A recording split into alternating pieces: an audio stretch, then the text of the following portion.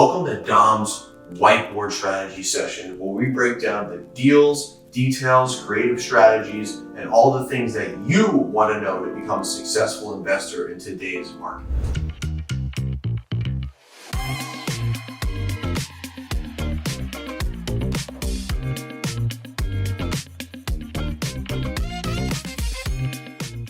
So in this video, we're going to be going over one of the strategies that I use in my business called seller finance. And it's actually one of the simpler strategies to understand. Let's say this house is owned by this handsome fella. We'll call him Matt. Matt owns this house right here. We'll call it 123 Main Street. So let's say Matt is a landlord. Matt's owned this property forever. It's a little bit run down, and he has a tenant in there. Let's call the tenant Sally. Sally's a month-to-month tenant. Matt is so tired of being a landlord. He doesn't want to make any repairs to the property. He's 70 years old. He wants to retire, and he needs some income to retire. So he puts his house up on the market. Let's say he puts it on the market with a realtor for $300,000. So he has his house on the market. Let's say it sits for a bit. Matt starts to get a little impatient about wanting to sell the property. He starts to think about some of the tax ramifications of selling his property. How much of his money is he gonna have to pay in taxes if he gets his full ask for his property at closing? These are some of the things that are going through Matt's head. Let's say the market is taking a little bit of a dip, which it has, and he has sky-high expectations for what he can sell his property for. Matt thinks his property is worth $300,000, but the market is only willing to pay $275,000. So Matt thinks to himself, he says, hey, do I really want to sell my house for a discount? I know it's worth $300,000. It's not for a retail buyer, but for me, as an investor, I can go to Matt and say, you know, Matt, I'll give you that $300,000, but you're gonna have to seller finance the deal. And Matt thinks to himself, okay, great. I'm gonna get my $300,000 price. That's awesome. What about the tax implications? You know, if I get that full ask up front, I'm gonna have to pay a large amount of money in taxes up front. That might hurt me. I might not be interested in doing that. And I need to sell the house fast too. So let's say someone does come in and offer Matt $300,000, but the fair market value is $275,000. So it might not appraise. And if it doesn't appraise, Matt's back to square one.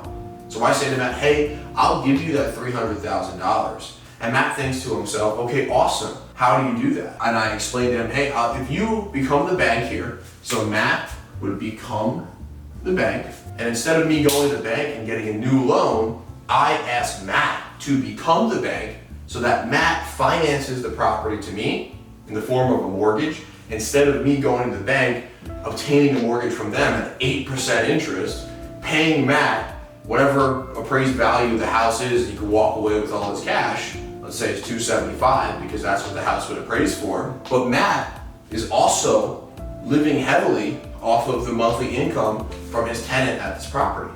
So Matt's also thinking to himself, hey, I'm clearing $1,000 a month on this house right here. It's really difficult for me to let that go. I don't want to do that. I need that monthly recurring income. It's really helpful for me to get that. So me and Matt negotiate $1,000 monthly payment, because I know that if I replace Sally in the property, do some upgrades to it, I might be able to increase the rent 30-40% and maybe get $1,600 a month. So I know I can afford that $1,000 payment to Matt, because my payment is going to be way higher than that when I renovate the property or get a new tenant in there who's going to be willing to pay market value for it or whatnot. So me and Matt agree that I would pay Matt his $300,000. Let's say Matt doesn't really need too much to walk away, you know, maybe $10,000, $15,000, $20,000. I cover his agent and his closing costs. Let's call it $30,000, including agent and closing costs, is what my contribution to closing would be. And then Matt gets $1,000 a month, just like he was getting from his tenant. I get the house. In this situation, I've just negotiated a 0% interest deal with him, something that would never be possible with the bank. So if you're looking at this from an investor standpoint, I'd much rather overpay for the property by $25,000 and get a 0% 8% interest rate and pay that house $1,000 a month, then go to the bank and get an 8% interest rate. And I encourage you, after you watch this video, go run this math. Do $300,000 and put it in a mortgage calculator and put 8% interest. And then watch how much principal and interest is being paid off in the first 10 years of you owning the property. I guarantee you, your mind is going to be blown by the amount of interest that you're going to be paying in the first 5 to 10 years of that loan. Matt gets what he wants. He gets his price. Matt is able to keep making his $1,000 monthly. Matt gets to also avoid a large tax burden up front. He doesn't have to worry about closing costs because I'm covering them. He doesn't have to worry about paying his agent commissions because I'm covering them out of this number here. I get to possess this property, I get to own it for these great terms. Matt gets out of this situation where he doesn't want to own this property anymore. He's tired of being a landlord. It is a win-win situation, and that is the essence